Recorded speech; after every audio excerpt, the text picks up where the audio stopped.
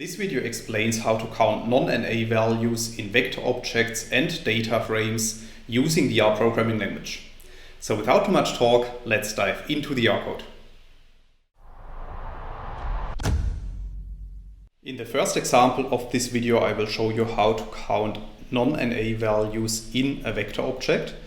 And for this, we first need to create an example vector, as you can see in line 2 of the code. So after running this line of code, a new data object called vec is appearing at the top right. And we can print the content of this data object at the bottom in the RStudio console by running line 3 of the code. And then you can see that we have created a vector object with values, and that also contains NA values. Now let's assume that we want to count the number of non-NA values in this vector object. Then we can apply the sum function in combination with the is.na function, as you can see in line 5 of the code. And note that in front of the is.na function we need to specify the bang operator, because this tells R that we want to search for non-NA values. And then within the is.na function, I'm specifying the vector object vec. So after running line 5 of the code, you can see at the bottom in the RStudio console that the value 5 is returned. And this value shows us the count of non-NA values in our vector object. So in this first example, I have explained how to count non-NA values in a vector object. However, it's also possible to count non-NA values in a data frame, and this is what I want to show you in the next part of this tutorial, starting in line 7 of the code. So as a very first step, we need to create an example data frame using lines 7 and 8. So after running these lines of code, a data frame object called data is appearing at the top right, and we can click on this data frame to open a new window which shows the structure of our data frame. And as you can see, our example data frame contains 6 rows and the 2 columns x1 and x2. And both of these columns contain NA values and valid values.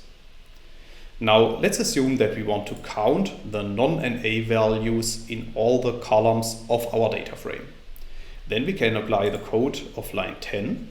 So in this line of code, I'm using the colSums function in combination with the is.na function. Note that again, I'm specifying a bang operator in front of the is.na function.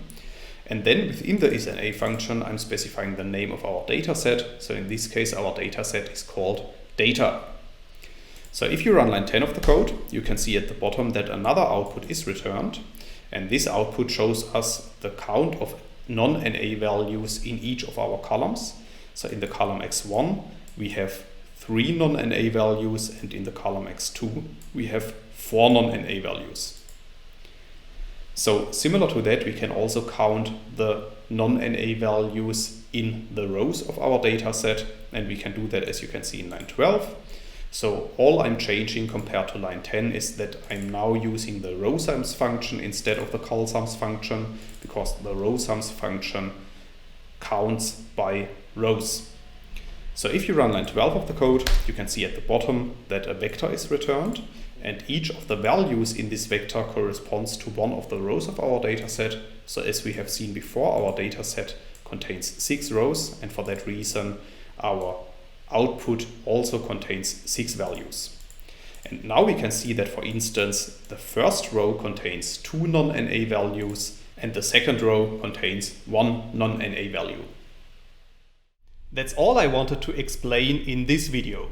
In case you want to learn more on this topic, you may check out my homepage, statisticsglobe.com, because on my homepage I have recently published a tutorial in which I'm explaining the content of this video in some more detail. I will put a link to this tutorial into the description of the video, so you can find it there. If you have liked this video, or if you have any questions, let me know in the comments section below. I'll try to respond to all comments as soon as I can.